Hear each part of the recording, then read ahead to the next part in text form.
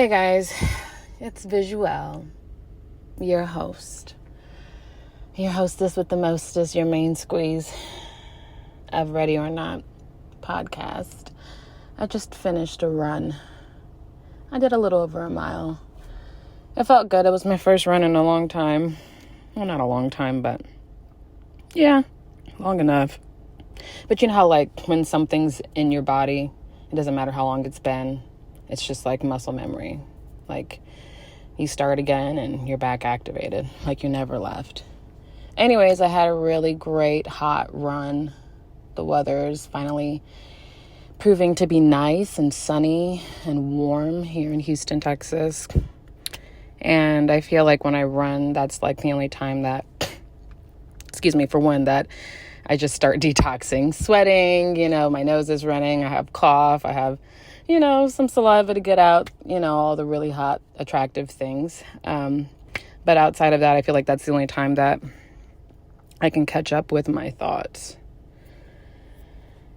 And I really feel like everything is so clear and that I'm able to receive revelation from God, spiritual revelation, like the things that I pray and ask him about, that he tells me. What'd you forget? I forgot my earrings. Of course you can't forget your earrings. Golly. Girl. That was my mom. She forgot her earrings. I mean, we can't leave the house without our earrings. Who would we be? I mean, are you ready to like throw off your entire evening and have like a bad day? I don't know, call it superstitious, but I know I'm not the only woman who's done that. Literally left the house, probably pushing for time, stopped maybe like halfway, realized you didn't have your earrings, and then you made that decision to turn around and grab your earrings, and you knew you were probably going to be late, but hey, whatever. The earrings are like a deal breaker. They're important.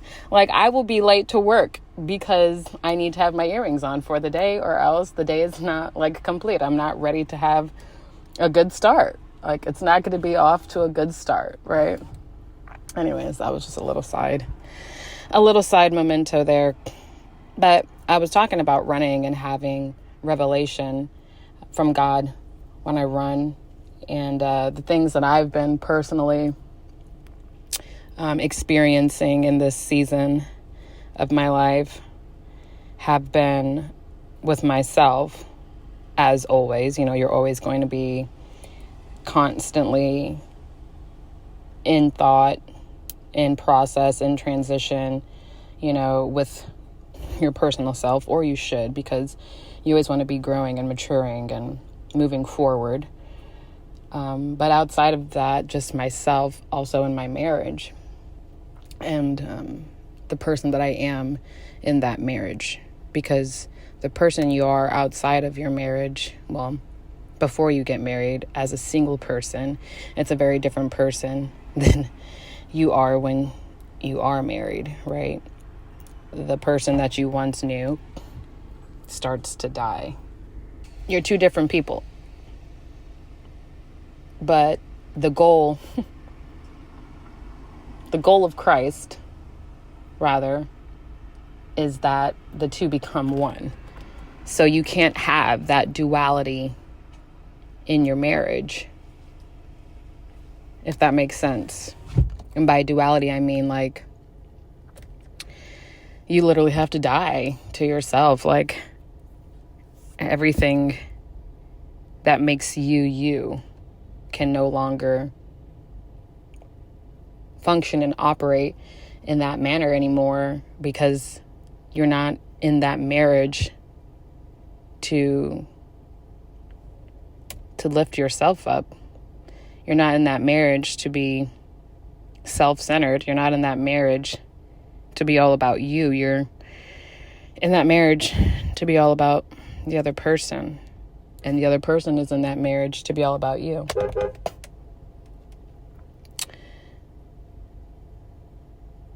Why am I saying all this?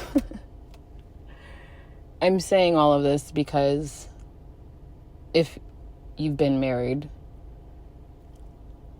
before, if you're married now, if you've been married longer than 5 minutes, you know that that is not easy, especially if you're trying to do it the right way. And when you're trying to do it the right way and love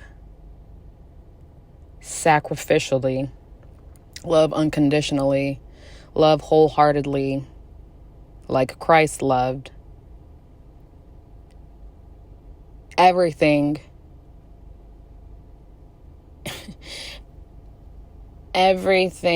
that is the opposite of that is going to be coming against you, right? You're going to be fighting against your fleshly self to do what we all should do and want to do and are called to do, which is to love the other person like we love ourselves, for one, but the way that God has instructed us to. It is a fight for your life sometimes. It is beautiful, yes. It is all the lovely things that they say it is, but it is also like, yes, it is hard. It's hard work. It's also overwhelming and consuming and challenging and ugly and difficult and hard to swallow and sometimes breathtaking and not always in a great way, because you realize the things that you struggle with doing for the other person, or the things that you put on the other person or blame the other person for, are actually your deficiencies that you see. And you think you're seeing it from the other person, and sometimes you very well are. But there are other times where the things that you're seeing and saying and feeling, the things that you believe the other person is bringing out of you, it's really just your own pure ugly and evil. You're just finally seeing the things that live inside of you that are projecting off of the other person. They say that the other person in the relationship is a mirror and they reflect you. And I do wholeheartedly believe that. I'm not saying every person you're with is a saint. We do have good and we do have bad. And we really don't even have good, because if you read the Bible, God tells you that there's nothing good about humans. If you have Jesus in you, then he is the best thing about you. He is the only good thing that lives in you. But we do have characteristics and qualities and traits, that aren't evil, that can be beautiful, right?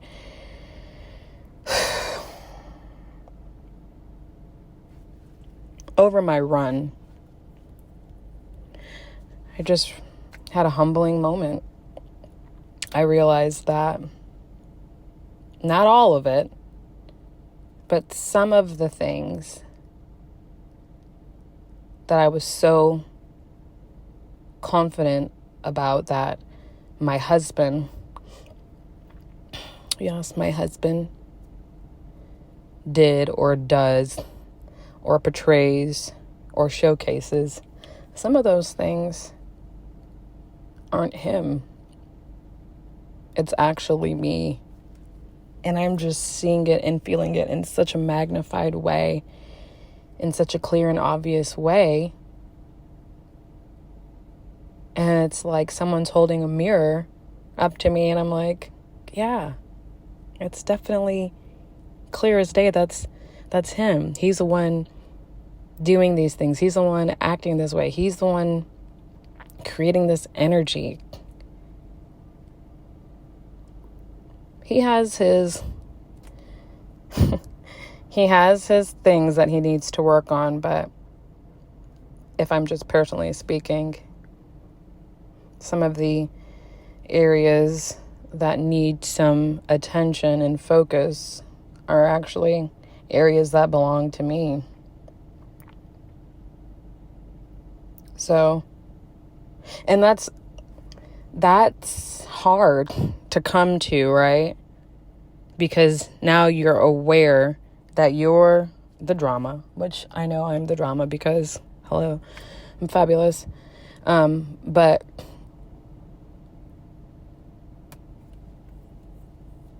it's actually not the other person, it's you. And a lot of people, myself included, we have pride, right? That little thing that we call pride that just eats away at us and just stops us from taking accountability or apologizing or being honest with ourselves or sharing your failures and your shortcomings with other people. That gets in the way of even being honest and realistic with yourself. I mean, if you can't be realistic with yourself,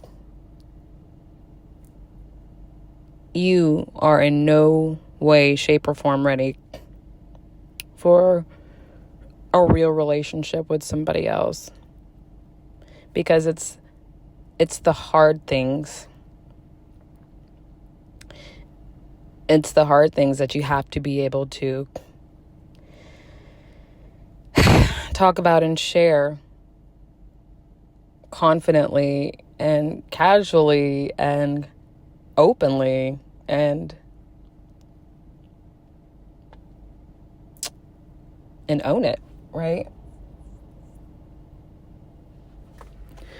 So, sorry, I'm sitting in the car. I told you I just got back from a run. I haven't got out yet. But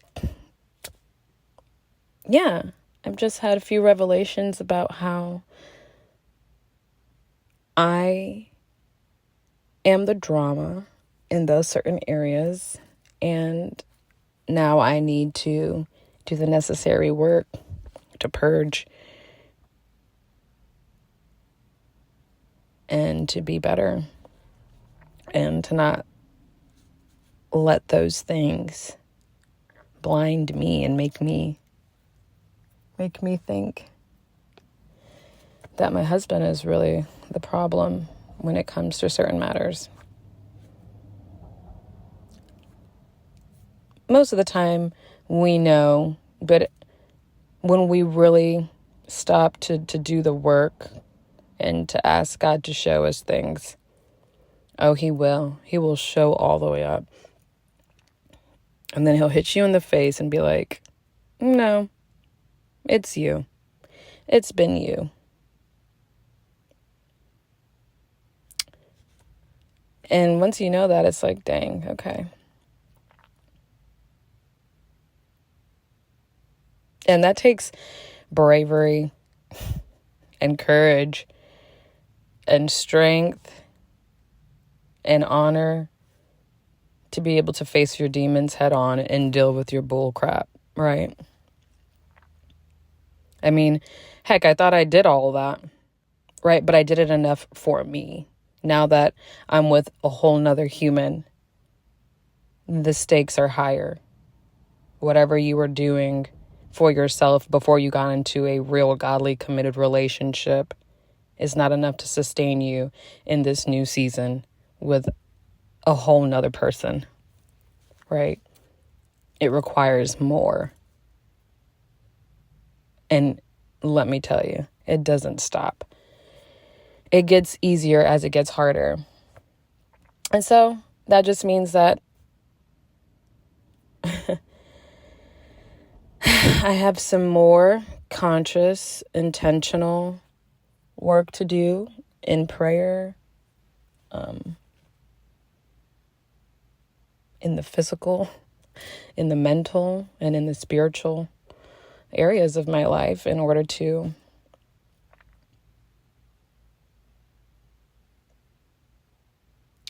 purge these things that don't suit you, that cause divots and create friction and disconnect in your marriage, because they trick you into thinking that your person is this way, that he's harmful, or that he's jealous, or, whatever it is. Like, they trick you into believing those lies, because that's what they are. They're lies. And that's not even the reality. And this whole time you're really just projecting onto your person what it is that you're personally experiencing,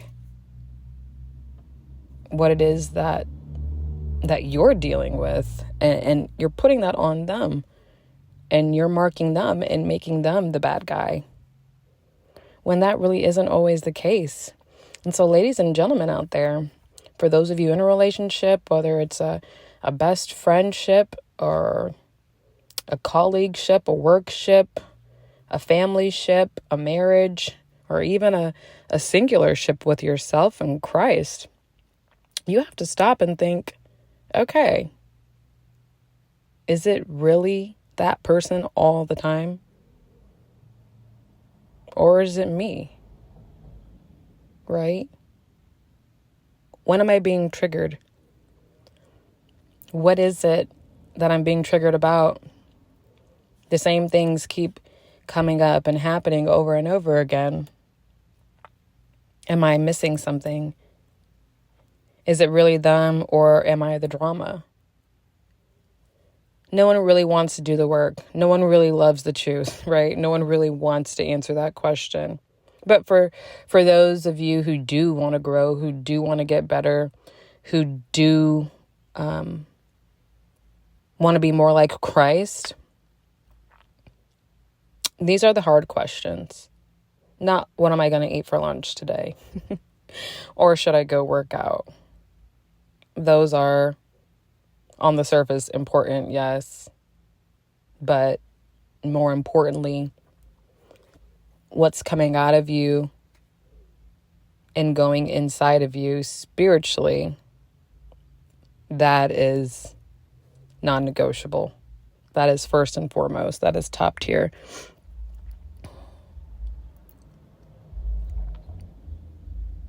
Those are the kinds of things that we need to talk to God about. Those are the kinds of things we need to pray about. Lord, show me my innermost parts. Do they look like you? Do they sound like you? Are they pleasing to you? Are they glorifying to you? Search my heart, O Lord. Unpack me. Show me what's in there. I've had time recently to myself to reflect on who I am as a person, externally and internally, spiritually. And God has really highlighted the things that I need to work on in such a very clear and obvious way. And it's literally like so simple, right? Because then you get to see all these areas of where you need to grow and do better at. Like, spend less here, eat less of this when you feel this way. Don't do this, don't look over here when you're out in these atmospheres, right? Like, all the little things that make you you, the things that you do on a day-to-day. Have you ever really just stopped to take a step back and maybe even write it down and look at it? Like, take account for everything. Where are you spending your money? What are you looking at when you're out and about?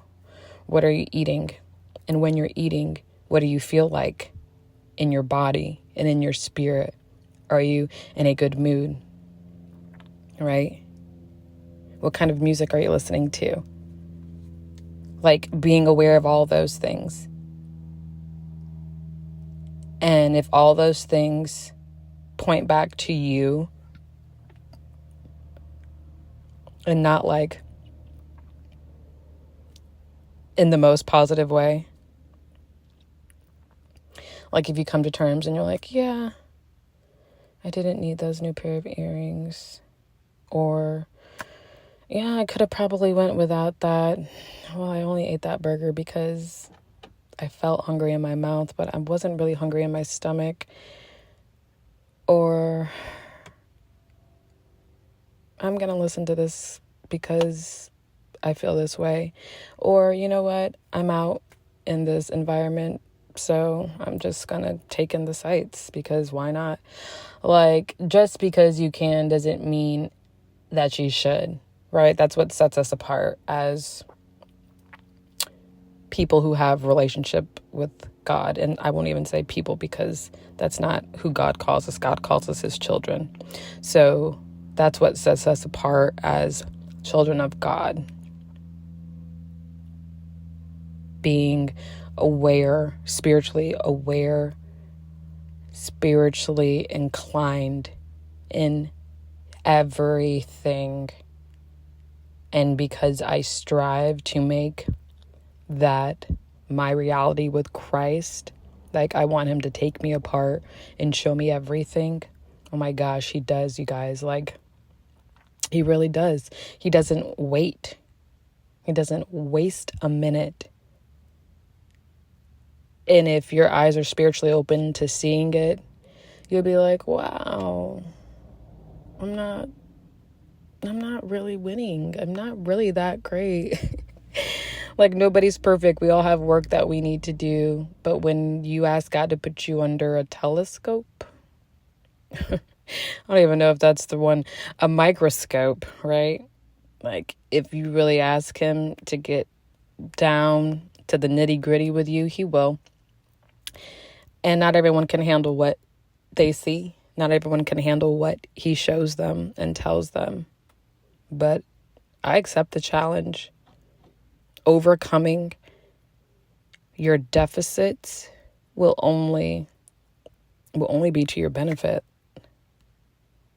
Like overcoming the things that make you sinful and quote unquote human and fleshly will literally be the things that propel you, build you up, and promote you with Christ.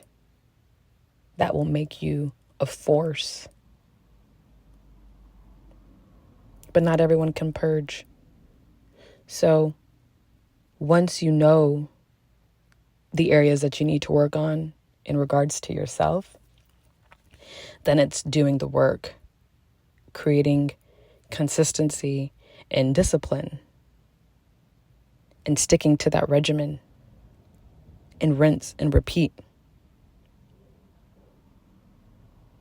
and not worrying about how you're going to be able to do it or where your strength is going to come from or if you're going to be able to get it done, because you serve an almighty God. Like, he's already figured all that out for you. And if he lives in you and you have that relationship with him, like, you're good, you're gold. You literally have everything you need in order to do anything you want. It's literally us, you guys. We are the drama. We are the problem. I've always said we are the problem and we are solution. We are our solution. We are literally the difference between having a mediocre life and having a supernatural, extraordinary life. In less than, I'll just throw it out there, in less than 6 months. Right? God can do anything when he wants to do anything. I'm not saying that if you do these things for 6 months, that God is going to blow your socks off, because he will. But at the level and caliber at which he does, well, that's on him. And it just honestly, too, depends on what you think is a blessing, on what you think makes you rich and wealthy and successful, right? Because it's not material things. Being rich, wealthy, and successful are things that you can't even see. They are spiritual things that God gives. Those are gifts from our Heavenly Father. And anyone can be those things. Most importantly, it is not a thing. It is a mentality. It is a lifestyle. You need to be rich and wealthy and healthy internally first before you can be able to really understand how to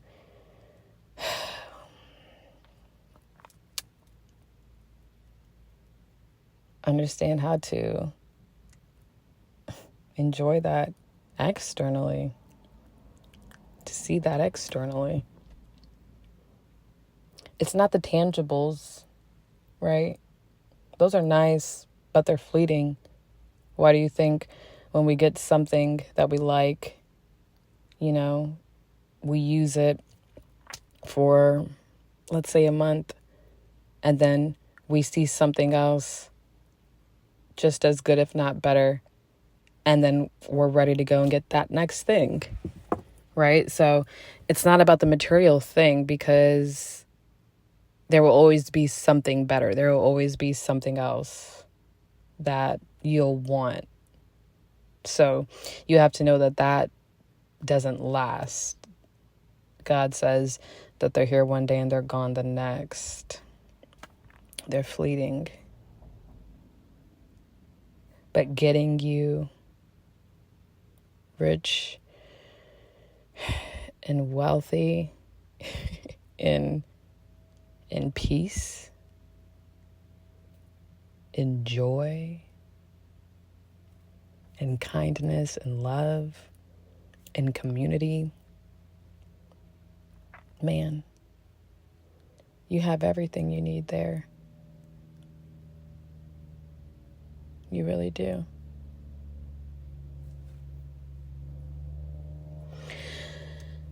I know, per usual, I ran off talking again. But I always say it all goes together. The more you listen to me, the better I get, right? So we're just dropping gems everywhere.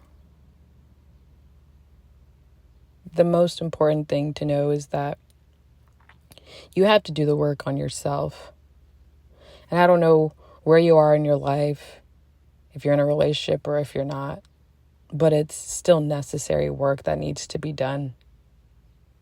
You can try and put it on other people. You can try and focus on other things, but all those other things are just distractions, right? Because the thing that you need to be focused on and looking at is yourself, and checking in on yourself and asking God, okay, hey, only you can really know what's going on in this heart of mine, in this mind, in this body, in this spirit of mine. So can you take a look and tell me what it's looking like? Because I want to work on it. I don't want to work on it, but I do want to work on it. I know that I have to. I know that I should. So let me know where I'm at so that I can start. Because if for nobody else, you need to do that with Jesus. He's your creator. He's your father. He's your everything. And if you say that you have a relationship with him, that should be the most important relationship that you're pouring into and building and growing and investing in and maturing in and loving, right? It's that relationship first. Man, if I didn't have my head stuck up my butt for so long when I was much younger, because I'm still young-ish, but I'm not as young as I once was, right? And I'm talking about teens, 18. That's your prime age right there. 18. If I had this understanding, right? That's what we always say. If I knew then. But that's the truth. If you can get this now, and by this, I mean knowing that the most important relationship that you will ever have in your entire existence of living on this flat earth. Yes, I said flat earth. Challenge me. Hey, if I lost a few listeners after this, it's fine. That means that, you're just a little too sensitive for the truth, you know? So maybe you shouldn't be listening to me. No offense, but literally take all the offense, because if people can offend you, then you have some work that you need to do. You shouldn't be offended by someone else's opinion. You shouldn't be offended by what other people think. You should not be offended. That lets me know that your value is tied up, like the way that you think about yourself is tied up into validation from others. What other people think of you is tied up into things that aren't sustaining, to things that won't ground you, to things that won't carry you, to things that aren't even important. You need to tie your worth and your identity up in Christ. Okay? That's why you can tell me something and it'll be like, does she even care? Yes and no, because this is what you're supposed to do. If it applies to you, you take it gracefully, right? And then you move forward accordingly. If it doesn't apply to you, then there's no reason for you to get indignant, defensive. There's no reason for you to get an attitude. There's no reason for you to have to go back and forth with anybody, because you don't owe nobody nothing. So, again, my opinion, my thoughts, they shouldn't matter. Like how I think about the earth, that shouldn't affect you. What do you think? Right? Do you even really know what you think and why you think that? Did you do the research? Did you take it up with God? That's what's important. Anyways, going back to what I was saying, which I don't even remember now, but that just had to be said. Like, everyone is so sensitive these days. And for what? Okay. So those people over there doing that. All right. So Billy and Joe over here doing this. Great for them. People spend too much time focused and worried about things that have nothing to do with them. Focused on the wrong things. Maybe if you put as much emphasis and energy and time and awareness into yourself and your own life, into your own personal values and beliefs and goals and dreams, instead of worrying about everybody else and their mama, you wouldn't be feeling bad. You wouldn't be bored. You wouldn't, be feeling like there's more for you to do, but you're not doing anything. You'd feel a lot better about yourself, is what I'm saying. Get you some business. Get you something of your own and focus on that. Focus on you. Here's the thing. Don't tell me nothing about me if you haven't looked at yourself in that area first. Because who are you? Who are you? So please know that everything that I'm dropping are my personal experiences and revelations and things that I have gone through and am going through, and just things that I have learned over the course of my life and in my relationship with Christ. And all I'm doing is sharing to those who can resonate with it, who can familiarize themselves with it, who find significance in it. Everything we do is not going to be for everybody, and that's okay, because that's not how it was designed to be. The people who it's for are going to feel you. The people who it's not aren't.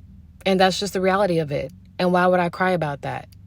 I'm not here to be nobody's friend, okay? I'm here to be about my Father's business. And yes, that is a scripture in the Bible, right? I'm a child of God doing the work of the Lord.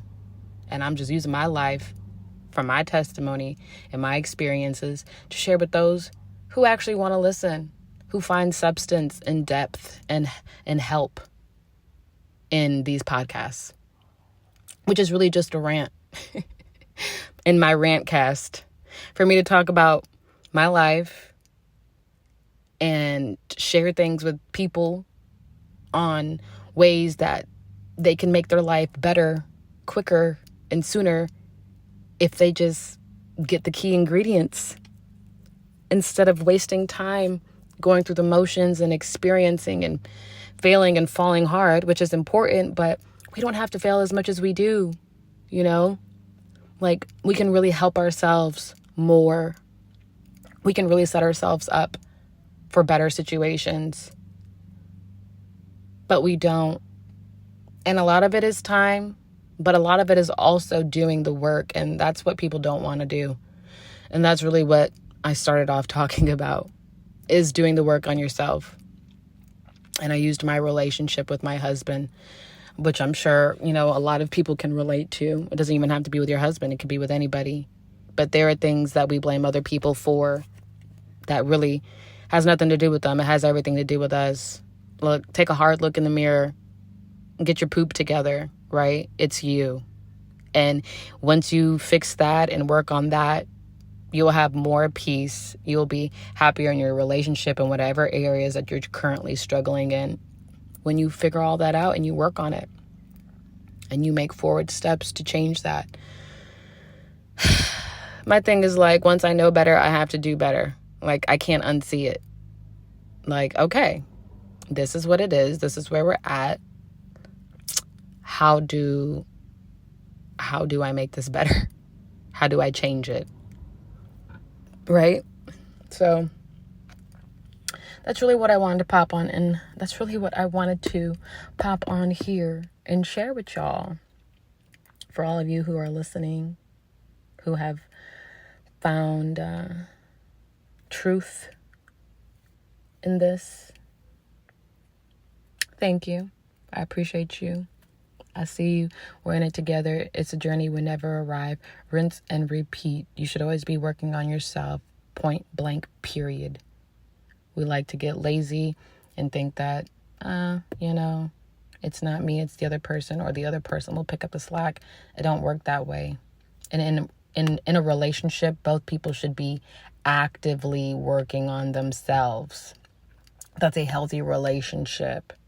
Not one person doing the majority of the work and the other person doing the bare minimum. It does not work that way. There are going to be some deficits there, and that is where your arguments and your problems are going to come in. So if you're in a relationship right now where you are currently experiencing those kinds of things, and it could be any kind of relationship, you need to take a step back and see if it's you, the one who's doing the bare minimum, or if you're overdoing it, right? And if you're overdoing it, then it's the other person or the other people in your life who are underserving. So what I have done, I can't give y'all real advice because, I mean, I'm not a therapist on paper, right? But if you feel tired and exhausted and burnt out, like, you need a break. And I'm not just talking about physically from work, like spiritually, internally, like you just feel like you're doing it all, or you're doing everything. Here's a secret. Take a step back and stop. Stop pouring into everybody's cup. Stop having your hands in everybody's basket. Stop giving so much of yourself. Well, this is just how I am. Okay. Until what point? Until what cost? That's not healthy. That's not what God says in the Bible. Right?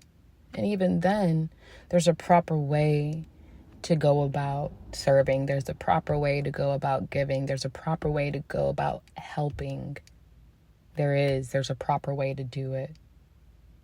But if you're at the point where it's like, I don't have nothing left to give, but you're still trying to, that's not it. That's not healthy.